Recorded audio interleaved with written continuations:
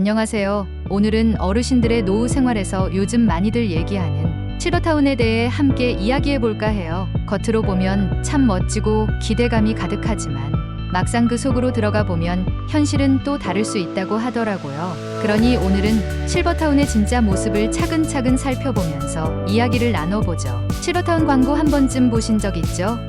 푸른 잔디밭에 멋진 정원, 널찍한 방과 고급스러운 로비까지 딱 보기엔 정말 좋아 보이잖아요. 거기다 평생 의료 지원에 안전한 돌봄 서비스까지 해준다고 하니 이곳에서라면 편안하고 행복한 노후를 보낼 수 있을 것 같은 기대가 생겨요. 하지만 막상 입주해보신 어르신들 얘기를 들어보면 기대했던 것과는 조금 다르다는 분들이 꽤 계시더라고요.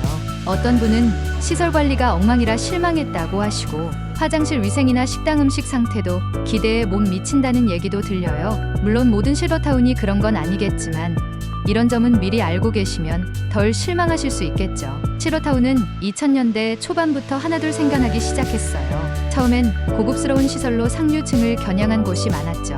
병원 근처에 자리 잡은 고급 레지던스 같은 분위기로 요양시설이라기보다는 럭셔리 호텔 같은 느낌이었어요.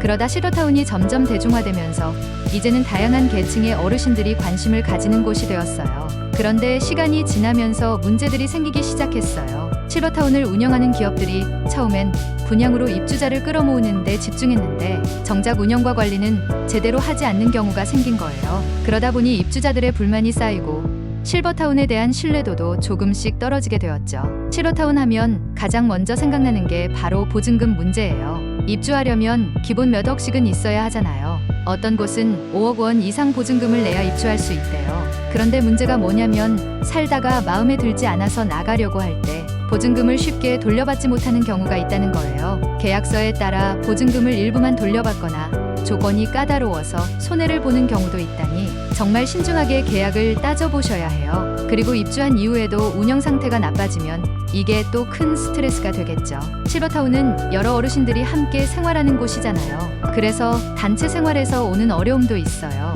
예를 들어 식사 문제가 있는데요.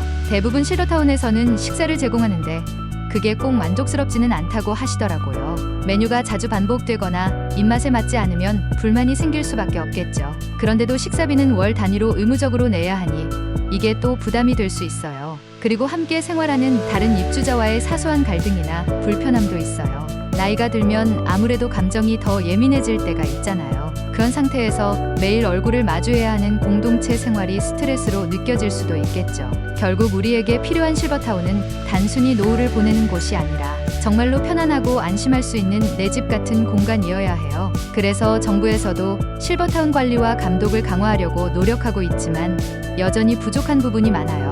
특히 보증금이나 월 생활비 같은 재정적인 문제는 투명하게 관리되어야 하고 시설 관리나 서비스 품질도 일정 기준을 맞춰야 하겠죠. 그리고 무엇보다 접근성이 좋아야 해요. 실버타운이 대부분 도시 외곽에 있어서 병원이나 가족 방문이 어려운 경우가 많거든요. 이런 점들이 잘 개선된다면 실버타운이 어르신들에게 진짜 행복한 노후를 보장해주는 공간이 될 수 있을 거라고 생각해요. 오늘 이야기를 들으시면서 여러 가지 생각이 드셨을 텐데요.